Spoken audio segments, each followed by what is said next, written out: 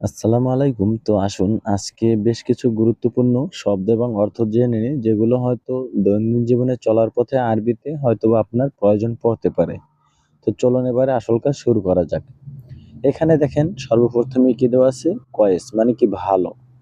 একটা জিনিস মাথায় রাখবেন, অনেক সময় যদি আপনাকে বলে যে কেফ হাল মুদির, তখন কিন্তু বলতে পারেন আলহামদুলিল্লাহ। মানে কেমন আছো? ম্যানেজার, মুদির মানে ম্যানেজার, কেইফাল মানে কি কেমন আছো? তো যদি কেইফেল বলে কেমন আছো, তখন সেক্ষেত্রে কিন্তু কয়েস বলতে পারেন অথবা আলহামদুলিল্লাহ বলতে পারেন। তবে আমার মতে আলহামদুলিল্লাহ শব্দটা বলাই বেটার। এবারে যদি বলে যে একটি সামান বা একটি প্রোডাক্ট বা যে কোনো একটি জিনিস, যে এটা কি ভালো আছে, হাদা কয়েস মানে এটা ভালো, তখন উত্তরে আপনি বলতে পারেন আইয়া হাদা কয়েস, মানে হ্যাঁ এটা ভালো। যাই হোক, এরপর আছে কি মিয়া মিয়া, মানে কি ভালো বা অনেক ভালো বা সুন্দর, এরকমটা বোঝায়। তো দেখেন, যদি একবার মিয়া বলেন তখন সেক্ষেত্রে হবে কি মানে ১০০। আর যদি মিয়া মিয়া বলেন তাহলে কি ভালো বা অনেক ভালো। এরপর আছে কি চমৎকার মানে মমতাজ বা মমতাজ, মমতাজ বা মুমতাজ মানে কি চমৎকার। তো মুমতাজ শব্দটি ব্যবহার করবেন, এটাই সঠিক। এর বাংলা কি চমৎকার।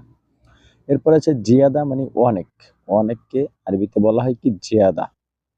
আবার যদি বলেন বেশি, তখন সেক্ষেত্রে বলতে পারেন কাতির। দেখেন আমি কিন্তু নিচেই দিয়ে দিয়েছি, কাতির মানে কি বেশি, আর জিয়াদা মানে অনেক। আবার যদি বলেন দেরি, তাহলে বলবেন কি তাখের, তাখের মানে কি দেরি। যে দেরি করছো কেন, লেটস ওই তাখের মানে কেন দেরি করছো।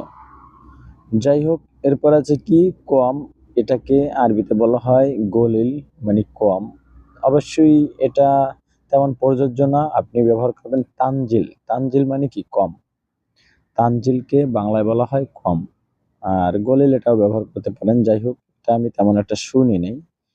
এরপর আছে কি নামানো, এর আরবি কি বলা হয় কি নাজ্জেল। যে কোনো জিনিস নামানোকে আরবিতে বলে কি নাজ্জেল। যে হাদা নাজ্জেল মানে এটা নামাও, যে হাদা তাহাত নাজ্জেল মানে এটা নিচে নামাও, বা হাদা খাল্লি মানে এটা রাখো।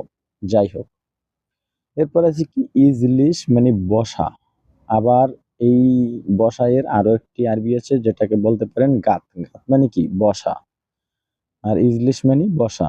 এবারে যদি আপনি বসতে নিষেধ করেন, যে এখানে হয়তো ইজলিশ দেওয়া আছে, এখানে শুধু মামনু শব্দটি ব্যবহার করতে পারেন। মামনু ইজলিশ মানে বসা নিষেধ, বা মামনু গাত, বা গাত মামনু বসা নিষেধ। এরপর আছে ওয়াকগেফ মানে দাঁড়ানো, দাঁড়ানোকে আরবিতে বলা হয় কি ওয়াকগেফ। খুবই কিন্তু সুন্দর একটি শব্দ, মাথায় রাখবেন, অনেক ক্ষেত্রে প্রয়োজন পড়তে পারে। যে হাবিবি শয় ওয়াকগেফ মানে বন্ধু বা প্রিয় একটু দাঁড়াও, বা সাদিক শয় ওয়াকগেফ বন্ধু একটু দাঁড়াও। এরপর আছে আঙ্গুর, এর আরবি কি এনাফ। আফেল মানে কি তুফা, তুফাকে বলা হয় আফেল। এনাফ এর বাংলা কি আঙ্গুর। এরপরে আনারসকে বলা হয় আনানাস, প্রায় সেম সেমই। মালটা মানে কি পর্তুগাল, পর্তুগালকে বাংলায় বলা হয় কি মালটা। এরপরে জুতাকে বলা হয় হিজা, হিজা এর বাংলা কি জুতা। কামিজ মানে জামা, জামাকে আরবিতে বলে কামিজ। এরপর আছে পরিষ্কার মানে নাদ্দাফা, নাদ্দাফাকে বাংলায় বলা হয় পরিষ্কার বা নাদেফও বলতে পারেন।